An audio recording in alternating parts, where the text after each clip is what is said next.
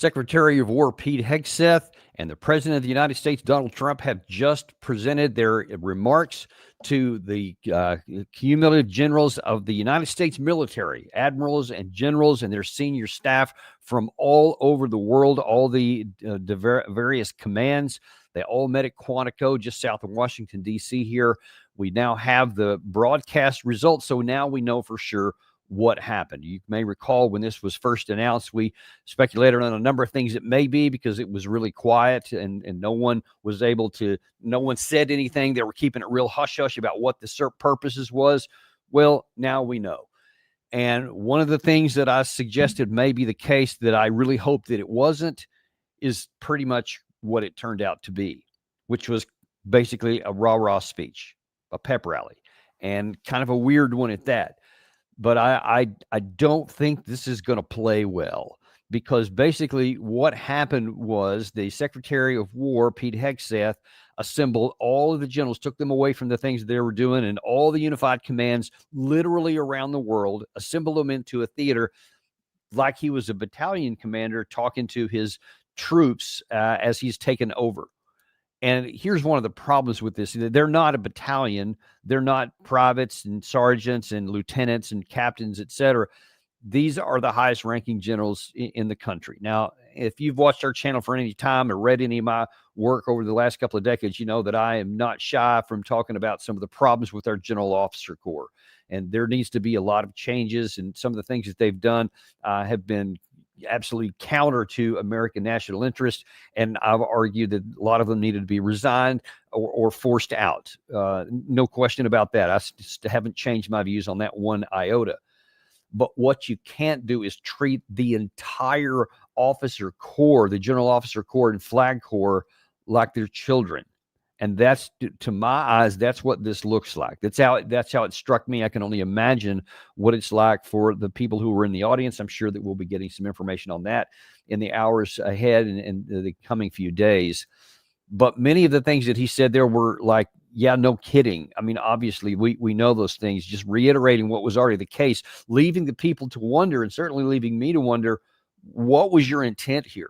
I mean, what was so important that you spent? And you can imagine how much money was actually spent to fly all these guys in, to put them up in hotels or wherever they're staying from all over the world, so that they could, I don't know, hear from his own mouth, I guess, directly, as opposed to the security VTC suites that they have. He literally could have assembled every single one of these on a screen and said the exact same thing, and it would have been no different in terms of the information, because it was nothing new.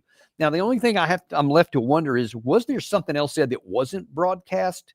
Was there something else done that maybe that they didn't have for the cameras that they told them privately, and then this was all for public consumption?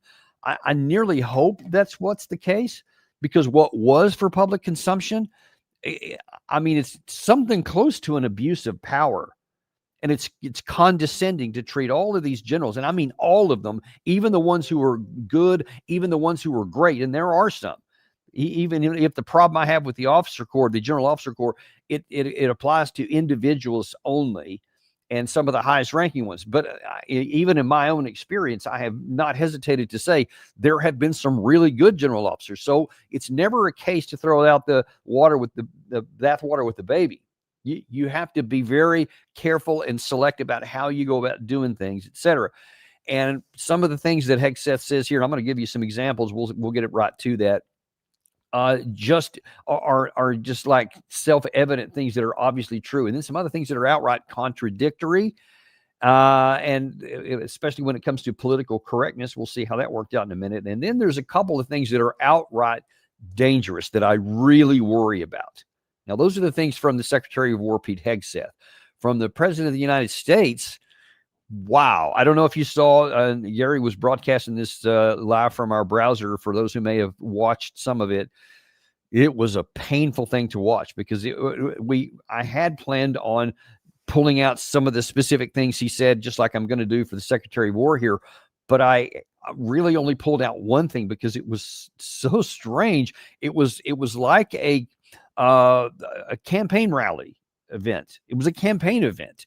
It wasn't even hardly talking to these guys, as it was just this consciousness of stream of just rambling on. And I got to say, you remember that President Trump often accused his predecessor of being Sleepy Joe and all that. I mean, it looked to me like he was struggling to not fall asleep while he was standing on the lectern and talking. It was about as low energy as I have ever seen President Trump.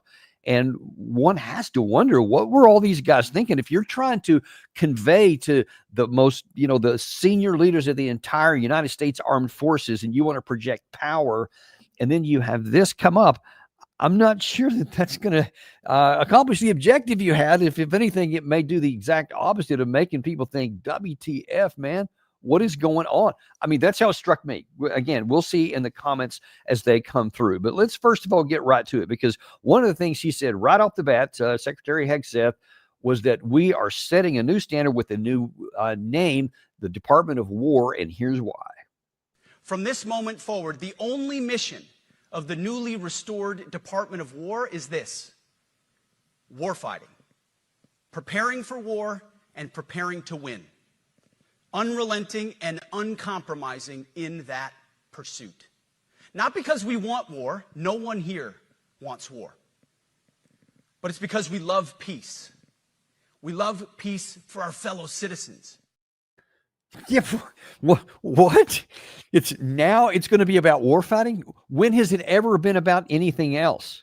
Now, you may have different opinions on how to do war fighting, and obviously that's the case. I talk about that a lot, about how we do it. It makes a big difference. But I mean, he's just saying that now we're going to focus on war fighting. And I can tell you from my nearly 21 years of active service and plus time in the reserves, over about a total of a 30-year period, that has always been the case, and it was always drummed into our minds, especially as an armor and an artillery officer, which I was at various stages of my career. At the cavalry, when I was in the United States 1st and 2nd Cavalries. I mean, we were always at the front edge of the line. It was always about closing with and destroying enemy forces. It was never about anything else. Now, some may argue that this whole woke thing that happened, especially during the Obama and the Biden administrations, weakened that, and there's arguments to be made there. But even in those cases, it was still about warfighting. They just had different visions on how to get it done. So there's nothing new in that. So that was kind of an odd way to start.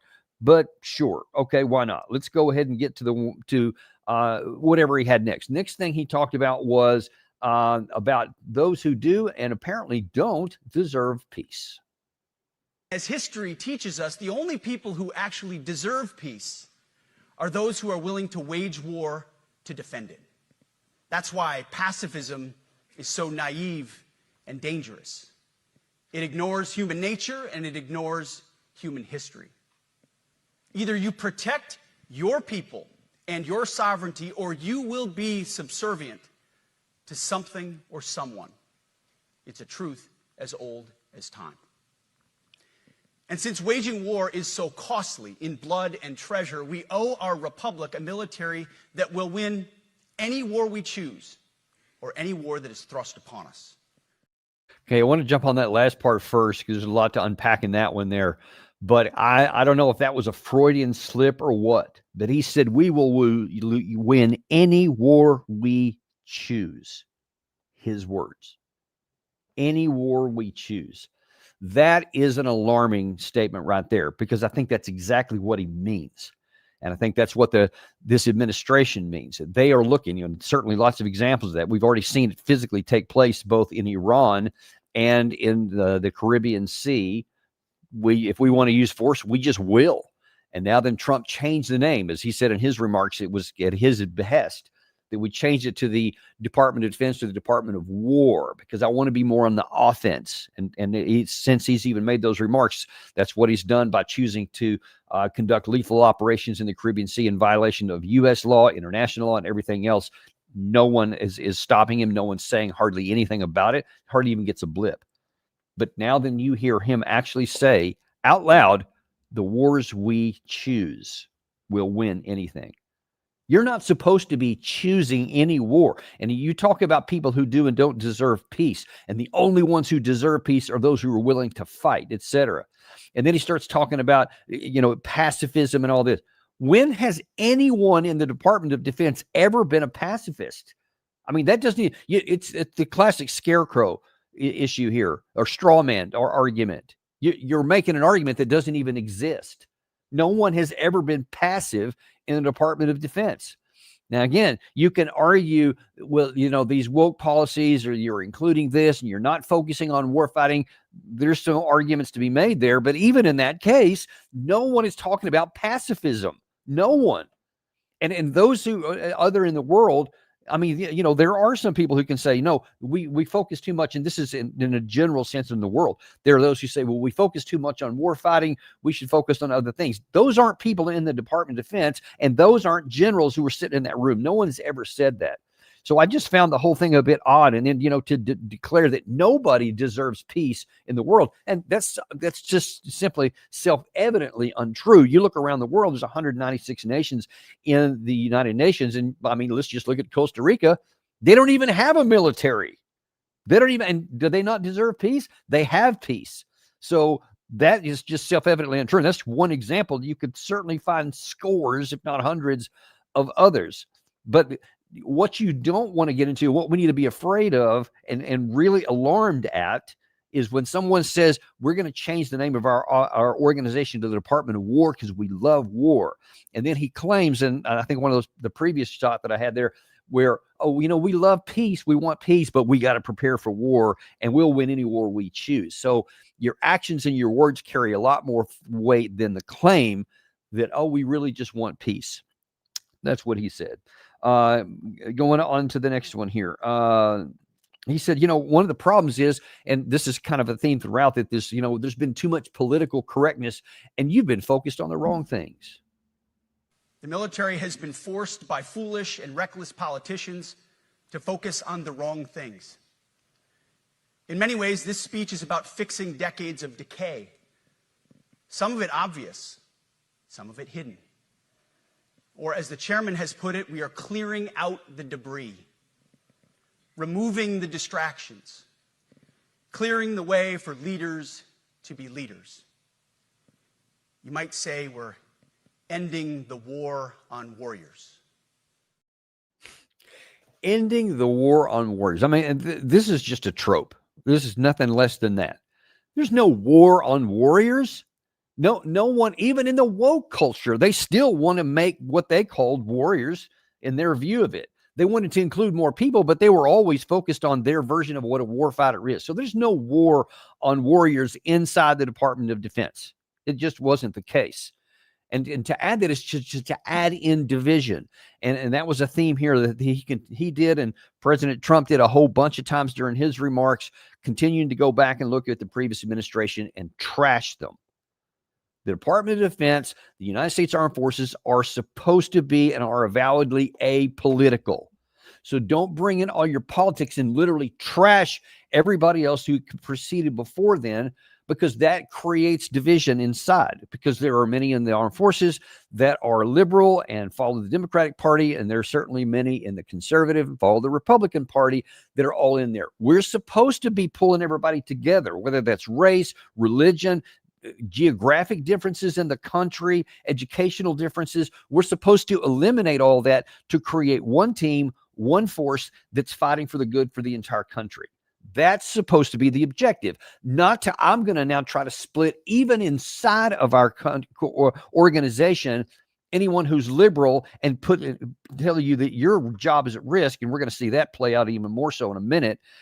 And then to say, and then basically highlight another group here. So that's adding division and negatively affecting warfighting capacity. So, and I doubt that that's going to be lost on a lot of these generals as well. I think that that's going to be something that comes up even more so. Then he gets into something he called the Golden Rule. The new War Department Golden Rule is this: do unto your unit as you would have done unto your own child's unit. Would you want him serving with fat or unfit or undertrained troops? Or alongside people who can't meet basic standards? Or in a unit where standards were lowered so certain types of troops could make it in?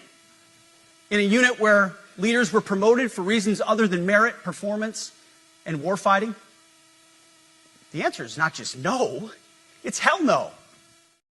That is so patronizing and condescending. because he's basically telling these people, you haven't been doing this right. You haven't been making units that you would want your kid to be in. And so would you want these done? Well, of course not. Not only no, but hell no, and all this kind of stuff. Okay. First of all, those are conditions that are not decided by individual generals and admirals, Navy, Air Force, Marine, National Guard, all these groups. It's not their call to make. That's your call to make. It's the Secretary of Defense. It's the administration's job. It's the administrative leaders, has always been. That's their call. So whether it was Secretary of Defense Lloyd Austin, that was his call to make, and he made those calls. I disagreed with some of them. Many others do. I'm sure many in that room disagree with them, but that was their call. He was the Secretary of Defense. He did make the call, and whether they like it or not, we have civilian leadership of the military for a reason. So they had to implement those, even if they disagree with them, because that was the lawful order for the civilian leadership placed over them. Now, you want to change that? Cool, fair enough. If it's a good one, that's great. But even if I don't think it's great or they don't think it's great, if that's your policy, that's what you're going to have to follow. They will have to do it whether they want to or not. And that's how it's always been. That's how it's supposed to be. But for you to cast the blame on these guys and saying that you're going to have to change and start training the way you'd want to, I mean, that's insulting, because the majority of all the people who serve, even those who have views that are different from mine, they still have their heart right, that they're trying to do their best as they see it to have the best organization. Nobody has said, you know what, I bet we can diminish our warfighting capability if we do more woke stuff. Cool, let's do that. Nobody has done that. And if you don't like the policies that they have that they're trying to do, then change them. Fair enough. And if there are people in policy positions that are trying to implement things that you determine, because now you are the Secretary of War, it's in your prerogative and your power. You can replace them. You can do whatever you want. Fair enough. But don't blame everybody for obeying the law, because that's exactly what they're supposed to do and will need to continue doing. And you better hope that they do keep doing that, even those who were in that room who disagree with you on your policies. You still expect and demand that they will obey them as they should. But don't blame them for doing what they're supposed to do before that. Now we get into the dangerous territory here, because Secretary Hegseth is going to repeat something that I think is demonstrably untrue and is saturated with arrogance and pompousness. He says we are the creme de la creme on the planet militarily, bar none. As President Trump has said, and he's right, we have the strongest, most powerful, most lethal, and most prepared military on the planet. That is true, full stop. Nobody can touch us. It's not even close. This is true largely because of the historic investments that he made in his first term, and we will continue in this term. Okay, wait a minute. Hang on. What about all this woke stuff?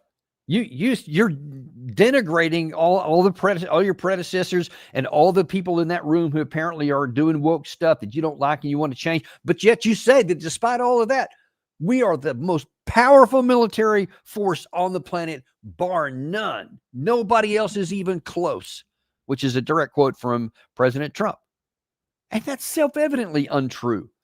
Look, the total army, let's look at the land forces. The total army is under 500,000 total active forces. So what that tells you is, in terms of actual combat power, it's a relatively small number. I would wager, I haven't done the figures recently, but somewhere around 200,000 maybe. Possibly not even that many, because you have so many institutional forces, you have training forces, logistics and supply and all kinds of other stuff. All that goes into the actual warfighter. So we have a pretty small active force as it is. And folks, we haven't done any kind of real war in decades. I'll go so far as to say nobody in uniform today, not very many people in uniform today have done any kind of, well, no, I will say nobody in uniform today has actually conducted a war against anything close to being even a near peer in terms of we're fighting a force that has a capable army, a capable air force, a capable navy, capable air defense capabilities, electronic warfare, satellites, all that stuff, a peer on peer, something close to that. Nobody in uniform.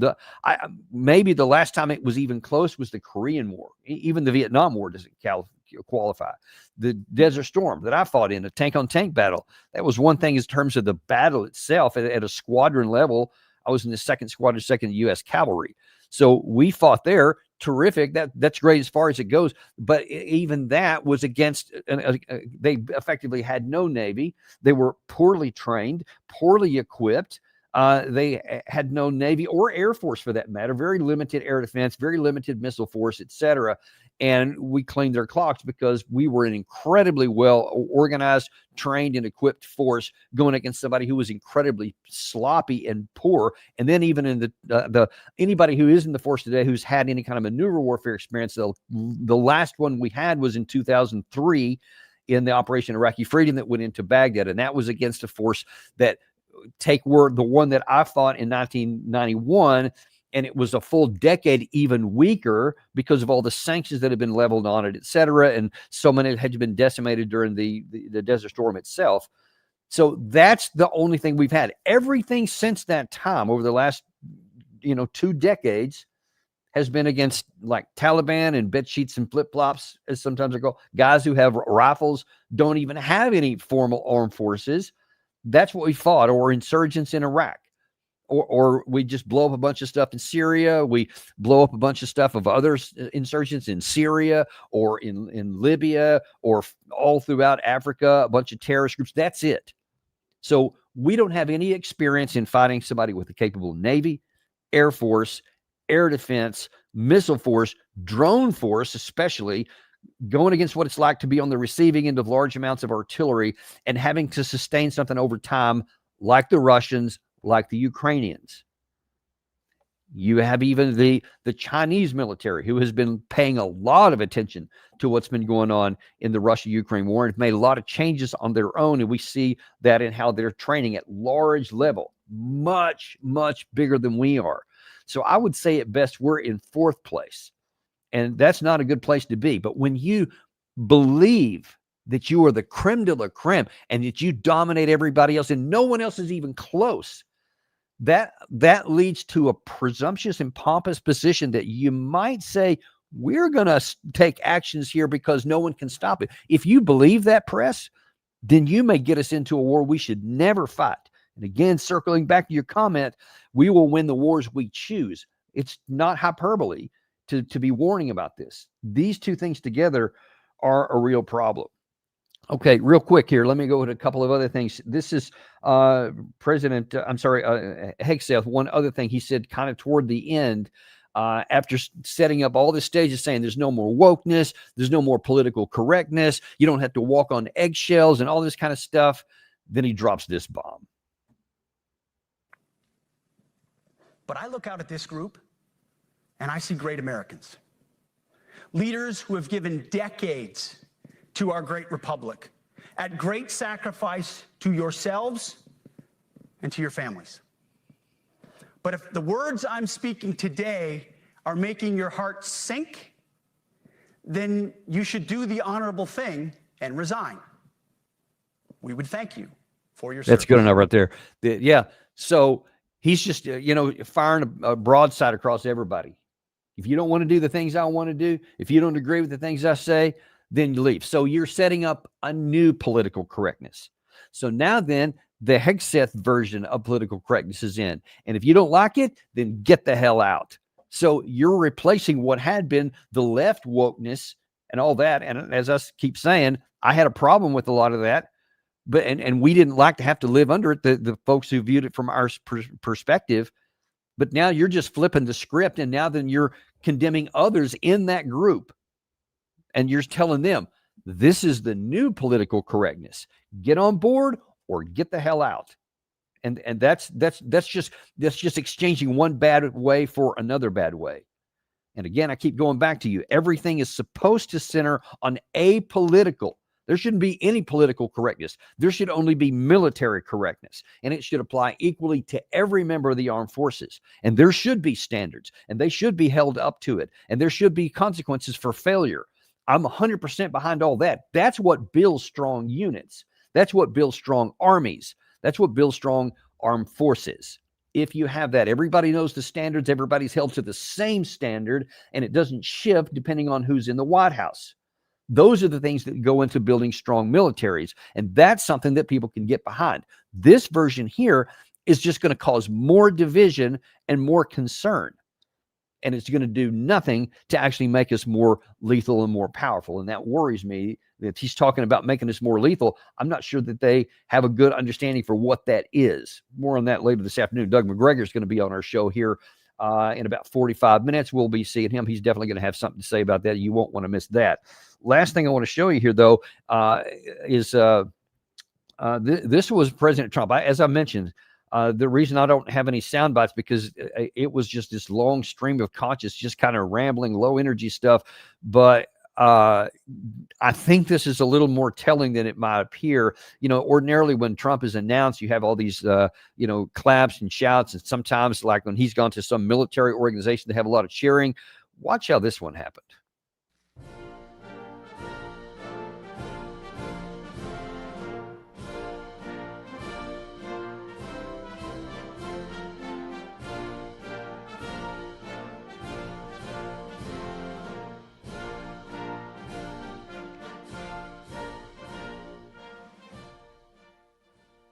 Thank you very much, Pete. Great job you're doing, too. Fantastic job. I've never walked into a room so silent before. This is very... Oh, don't laugh. Don't laugh. You're not allowed to do that. You know what? Just have a good time. So he's like, watch it. The President of the United States. Everyone just stood there. No one was clapping. No one was anything. So that kind of took him by surprise a little bit.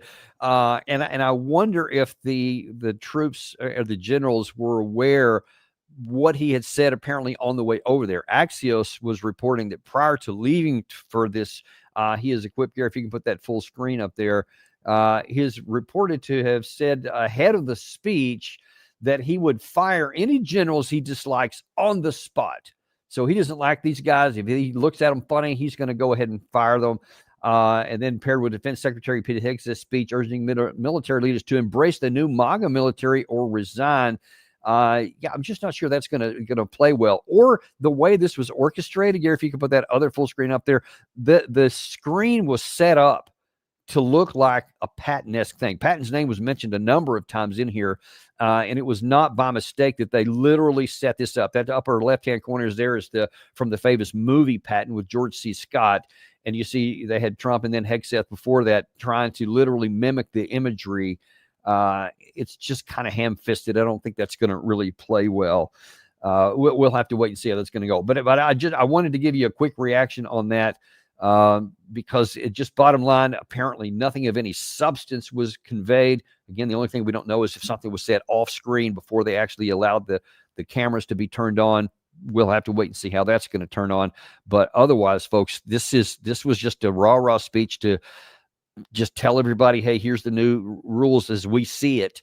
Get on board or get the hell out. And I just don't think that's going to play well. But we'll continue to monitor that too and bring it to you. But for now, we'll let you go and be sure and join us here in about 40 minutes because I'm promising you, ordinarily you don't want to miss Doug, but especially today, you're not going to want to miss what Doug McGregor has to say on this topic as well as some other stuff with the Russia-Ukraine war. New developments there as well. Thanks very much, folks. We'll see you then on the Daniel Davis Deep Dive.